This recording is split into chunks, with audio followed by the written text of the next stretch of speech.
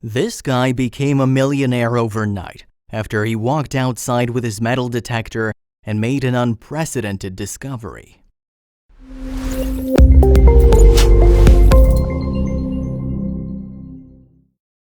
When we were kids, we all dreamed of one day discovering buried treasure, but then we grew up and realized that dream was just that, a dream. Derek McLennan, a retired businessman from Scotland, never gave up on this dream though, and boy did it pay off. Last September, this hobbyist grabbed his metal detector and headed out for an ordinary day of searching, not knowing that he would stumble upon the motherlode, a huge Viking treasure. That's right, McLennan discovered treasure dating all the way back to the 10th century, and now he's rich.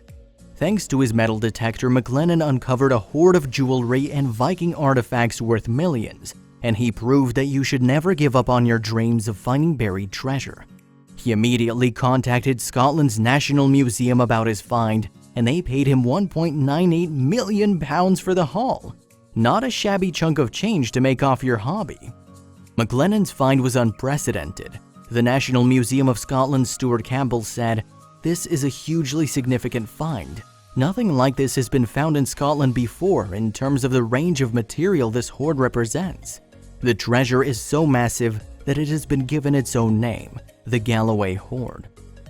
This Viking hoard consists of artifacts from all over Europe. There's material from Ireland, from Scandinavia, from various places in Central Europe, and perhaps ranging over a couple of centuries, Campbell said. So this has taken some effort for individuals to collect together. On the day that McLennan discovered this Viking treasure, he almost didn't leave the house because he was a bit under the weather. "I dragged myself out of my sickbed because I had 2 friends that wanted to detect, and I'm a bit of an obsessive," he said. So he and his friends headed out to detect. Sidebar: good to know that there is an actual term for the act of searching grounds with metal detectors, detect.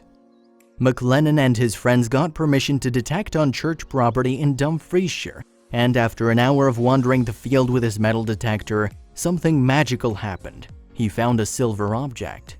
"I unearthed the first piece. Initially, I didn't understand what I'd found because I thought it was a silver spoon," he said. "And then I turned it over and wiped my thumb across it, and I saw the saltire type of design and I instantly knew it was Viking." So what does one do when they realize they've stumbled upon a real treasure? McLennan says he pretty much freaked out like any normal human would do. "My senses exploded," he said. "I went in a shock. Endorphins flooded my system and I went stumbling towards my colleagues, waving it in the air. If I discovered buried treasure, this would have been my initial thought."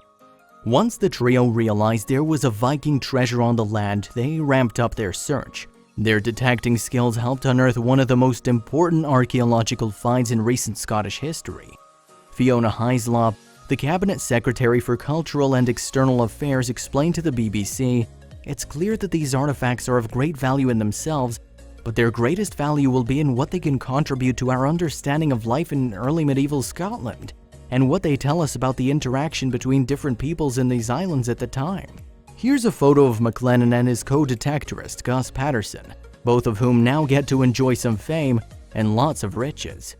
So what does the total haul look like? Over 100 items made of silver and gold, such as coins, brooches, and armbands.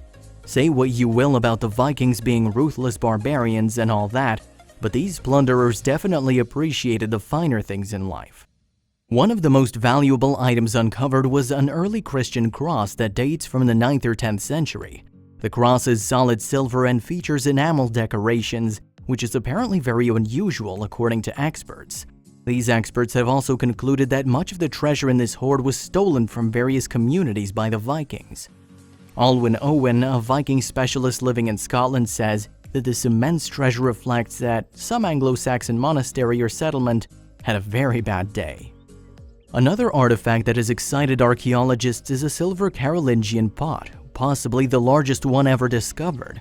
The pot's lid was still in place and it has yet to be opened. So who knows? There could be even more valuable treasure inside the pot, or possibly the ashes of some dead Viking king, which is less valuable, but still kind of cool in a weird way.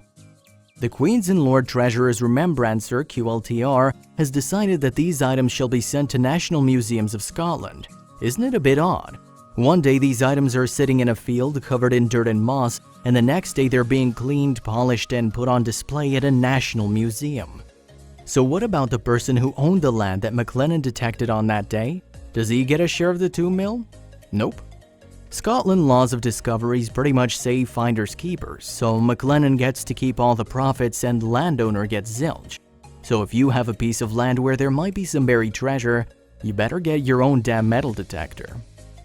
Even though none of us found Viking booty that turned us into millionaires overnight, I think we can all agree that this discovery is a win for everyone.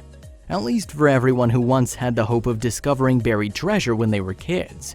Now that we know our dream of finding buried treasure is still possible, all we have to do is get ourselves some metal detectors.